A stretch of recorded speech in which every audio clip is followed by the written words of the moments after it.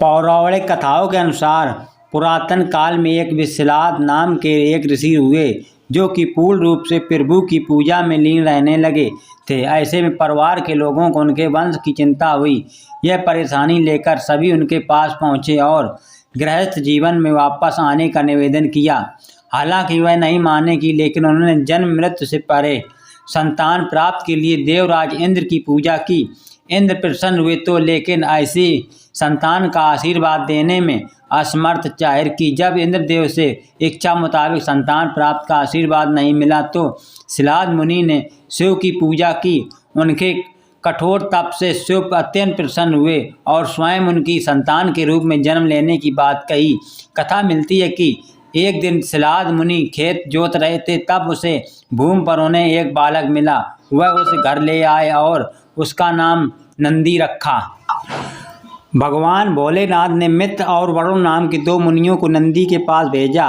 उन्होंने नंदी को बताया कि वह अल्पायु है। यह सुनकर नंदी बाबा वन में चले गए और महादेव की पूजा अर्चना करने लगे। उनकी पूजा से भोलेनाथ प्रसन्न हुए और नंदी को मृत्यु भय से मुक्त अजर अमर होने का आशीर्वाद दिया। इसके अलावा गुणों के आधापित के रूप में भी नियुक्त किया।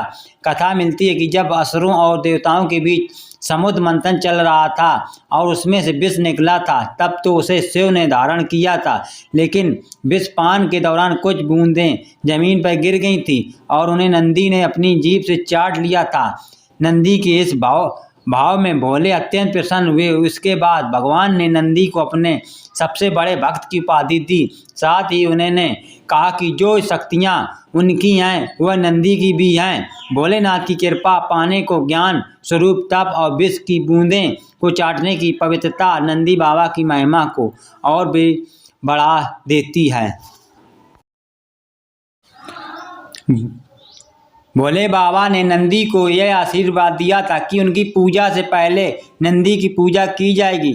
यही वजह है कि हर शिवालय में नंदी बाबा की मूर्ति जरूर होती है।